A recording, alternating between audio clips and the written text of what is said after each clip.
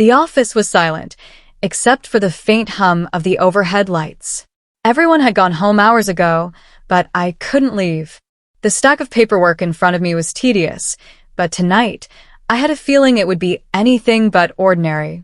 Then I heard it, the soft click of her heels against the polished floor. My CEO, also my landlady, appeared in the doorway, her sharp suit outlining curves I could no longer ignore. "Still working?" she asked, voice low, teasing. Her eyes flicked to the papers I'd been pretending to care about, then back at me. Something in her gaze tonight was different, dangerous, intoxicating.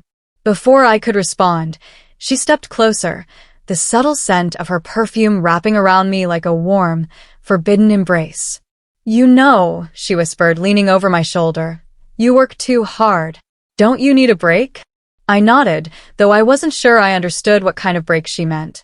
Then, in a move so sudden I couldn't react, she pressed me gently against the edge of the desk, her hands firm, controlling, but not unkind. I was pinned, trapped by her confidence, her power, and strangely, by desire. "You don't have to fight," she murmured, her lips brushing my ear. "Not tonight." I froze, my heart pounding, every nerve alive with electricity. She leaned back slightly, just enough to let me breathe, but her gaze held me captive. "You're far too tense," she said, brushing her fingers along the edge of my collar. "Let me help you relax." Her voice alone was hypnotic. The way she moved, deliberate, confident, made every rational thought slip away. I could barely remember why I was even sitting here, buried in spreadsheets and office memos. "You think I'm just your CEO," she whispered, brushing her thumb along my jawline. "But tonight I'm something else." Her lips hovered near mine for a fraction of a second, teasing, testing. I shivered, the anticipation unbearable. She pressed closer again, and this time I didn't pull back. How could I? Every fiber of me wanted this, even if a small part of my mind screamed caution. Then, almost teasingly, she guided me down under the desk, the shadows swallowing us. "Here," she whispered. "Nobody can see us. Just you and me." Her hands trailed across my shoulders, and a thrill shot through me. The power dynamic, it was intoxicating, irresistible. I felt pinned against her, unable to move, yet completely at ease. Every inch of me was aware of her.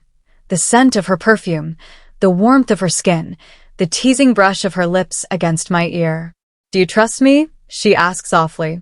"Yes," I breathed, though my voice shook.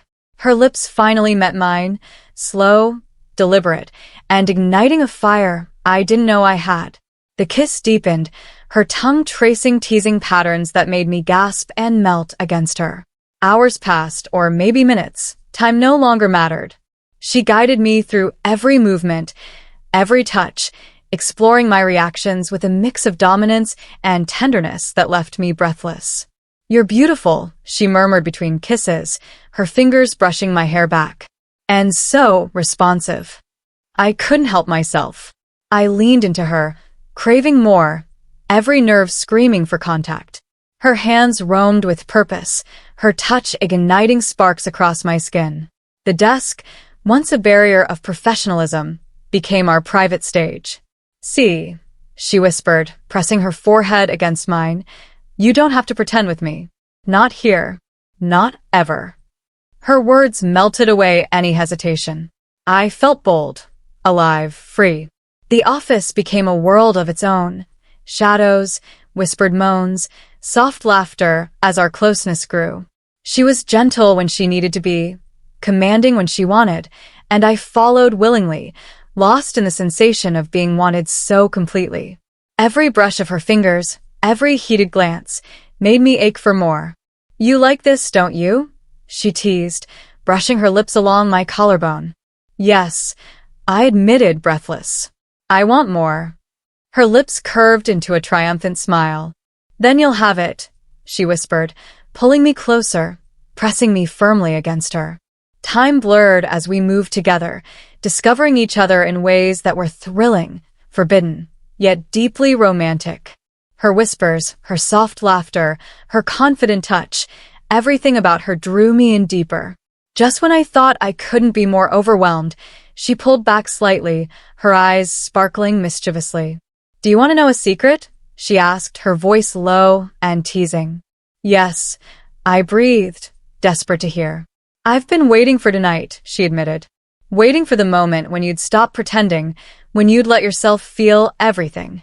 My heart skipped a beat. "Why me?" I asked, almost whispering. "Because you're mine," she said simply, her tone softening yet firm. "And I've been patient long enough." She guided me to the large office window, the city lights shimmering outside, reflecting in her eyes. "Look at us," she said softly, "locked away from the world. Just you, me, and this moment." The boldness of the moment, the secrecy, the intimacy, the forbidden thrill, made every sensation sharper. I leaned into her, craving the warmth, the safety, the intensity of her presence. "Don't ever think you can resist me," she teased, pressing her lips to mine again. I shivered, melting against her touch. "I don't want to," I whispered. We moved back to the desk, this time slower, savoring each touch, each gasp.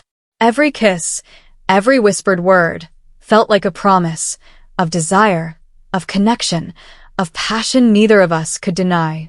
"Tonight isn't just a lesson," she murmured. "It's a beginning."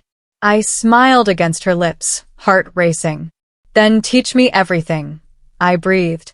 Her laughter was soft, sultry, and victorious. She pulled me close, wrapping her arms around me, our bodies pressed together.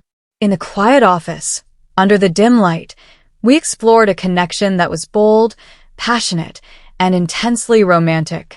Pinned beneath her, controlled yet cherished, I realized something profound. Desire wasn't just physical. It was trust.